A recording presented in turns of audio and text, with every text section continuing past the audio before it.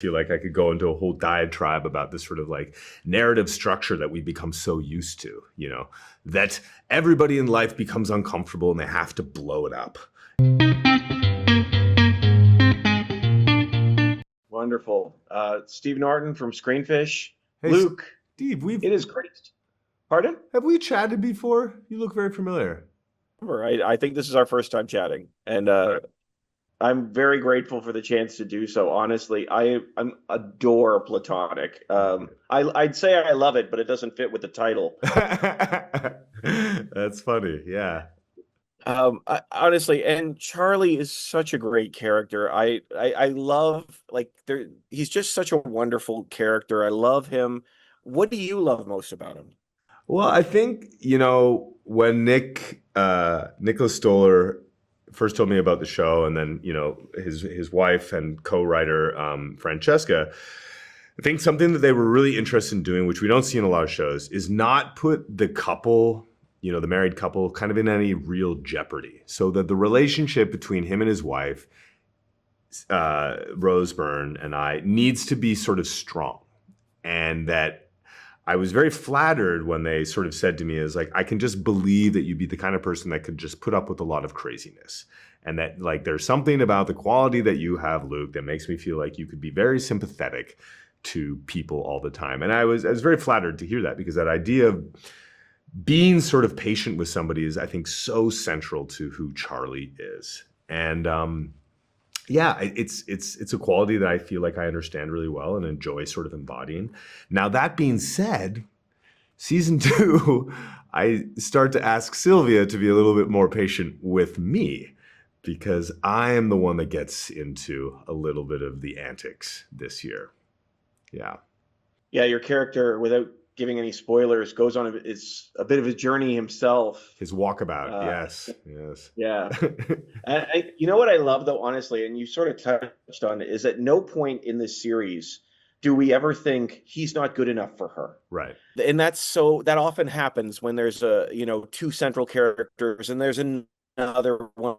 Oh, we like him, but the other one, no, that like Charlie. How did you two develop such trust between you as actors? Yeah, no, that's a really good point. And of course, that's like very daunting, because I Rose Byrne hangs the moon for me as both an actor and a sort of person, and her character. So it's a testament to good writing, is that they kind of make us feel that we can both be a little bit wild. We can both push each other's buttons, but that, we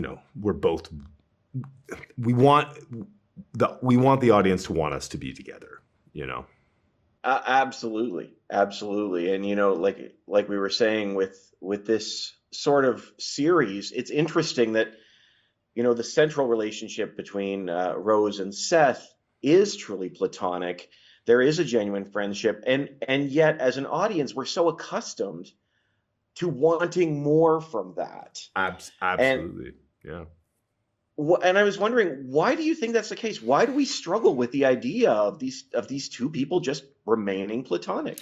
I mean, it's funny, Steve. You're asking very interesting questions, and I feel like I could go into a whole diatribe about this sort of like narrative structure that we become so used to, that everybody in life becomes uncomfortable and they have to blow it up.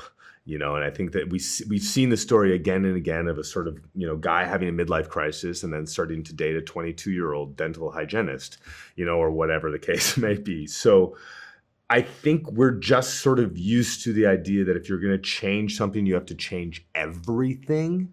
And maybe that's kind of part of why we're so used to that expected journey, rather than sort of asking yourself, what really is the cause of this? Like, maybe not blaming it all on my relationship. And believe me, I do that in my relationships too. Like, when I get frustrated, I just want to point at my partner and be like, you're the reason, this is you. And like, you're the one that made me have the kids, and I've been stuck at home and I'm doing this. And, so I feel like both Sylvia and Charlie are self-reflective enough that they never turn the tables on each other. Yeah, it really is fun to watch, and the show was just so utterly hilarious from start to finish.